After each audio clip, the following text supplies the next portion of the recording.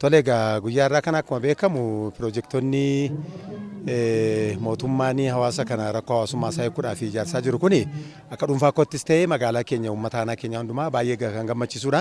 Keessumaa bishaan aanaa keenya kana wajjin waliin qabatee piroojektiin jalqaba irratti saaqame kuni hawwii bara dheeraa uummanni aanaa kanaa akaakayyuu isaa abbaasaa akkasuma dabalatee umurii nurra geenye kanatti illee hawwaa turetu saaqame waan ta'eef gammachuu adda ta'etu nutti dhaga'amaa jechuu hin danda'aman. Hawaasni silas hirmaannaa hawaasaa qaba piroojektiin mootummaan qindeessee ijaaru. Kanaaf uummanni karaa gaarii ta'een akkaataa barbaachisummaa isaatti eeggatee kunuunsee miidhaan adda addaa irra deebi'uudhaan suphisiifachuudhaan ogeessa waajjira bishaan aanaa keenyaa wajjin ta'uudhaan dhimma kana kunuunsee qabatee itti tajaajilamuu danda'u qabaa kan jedhu yaada qaba. Gammachuu guddaatu nutti dhaga'ama. Hawwiif dheebuu waggaa dheeraati. Uummanni Oromoo aadaa, duudhaa, safuu guddaa waliigaltee waggaa dheeraa hawwii kan waggaa dheeraa hawwaa kan ture har'a argachuu isaatti gammachuu guddaan natti dhaga'amaa jira.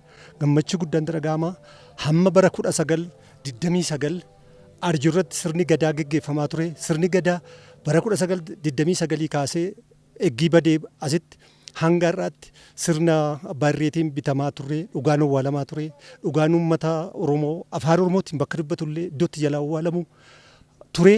Har'a garuu Waaqayyo yeroo isaa eegee ifatti baasee har'a dadhabbii fi uummanni Oromoo iddootti dhugaa argatu, iddootti dhugaan isaa bahu, haqa iddootti argatu ta'ee mul'ata natti baay'een gammadanii kana mootummaa kana baaseef gaggeessitoota kan hojjetaniif Waaqayyo umurii isaanii nuuf dheeressu jecha ani gammachuun dachaatu natti dhaga'amaa jira. Piroojeektiiwwan bajeta mootummaa fi hirmaannaa hawaasaatiin bara kana karoorfannee qabatamaadhaan eebbaaf qaqqabsiisne piroojeektoota 13dha jechuudha tajaajila hawaasaadhaaf kan jijjiirre.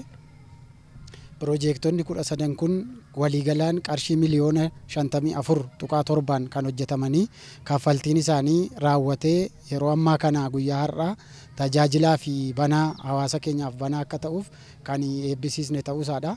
Adeemsa kana keessatti akkaataa kallattii mootummaan kaa'een baay'inaa fi qulqullina kan jedhu keessumaa ariitiidhaan guyyoota 90 keessatti ariitiidhaan xumuramanii tajaajila hawaasaatiif ooluu qabu jedhame kallattii taa'e sana bu'uura godhachuudhaan nus akka aanaa keenyaatti sirna deeggarsaaf hordoffii cimaa koree piroojeektiitiin geggeessuudhaan piroojeektonni kun dafanii qulqullina isaaniitii fi ariitiidhaan hojjetamanii tajaajila hawaasaatiif akka oolaniif hojiin guddaan hojjetamee kan jiru ta'uusaadha. Bara kana jechuudha piroojeektiin miindaa uummata keenyaati. Uummanni keenya kallattiidhaan irraa tajaajilamaa jennee kallattii xiyyeeffannoo keenyaa keessaa inni ijoon tajaajila hawaasa keenya karaa guutuu ta'e qaqqabsiisudha.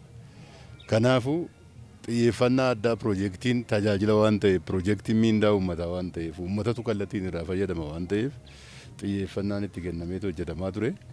Bara kana piroojeektii 400 ol akka godina keenyaatti eebbaaf qaqqabsiisneeti jechuudha kan jirru.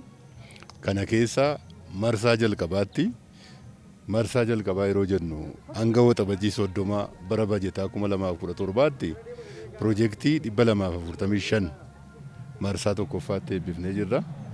Marsaa lammaffaattis bifuma wal fakkaatuuni piroojeektii 155 hafan immoo jechuudha marsaa lammaffaatti eebbisuuf qabannee yeroo ammaana eebba keessa gallee kan jirru piroojeektiin hanga ammaatti eebbifnee jirru piroojeektii 318 kan ta'u yeroo ammaana jechuudha.